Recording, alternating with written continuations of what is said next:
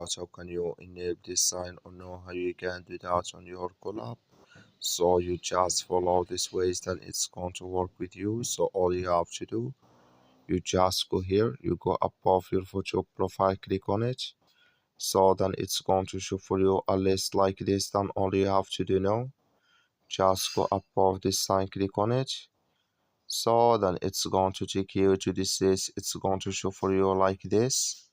Then you just click here on customization, just click on it here.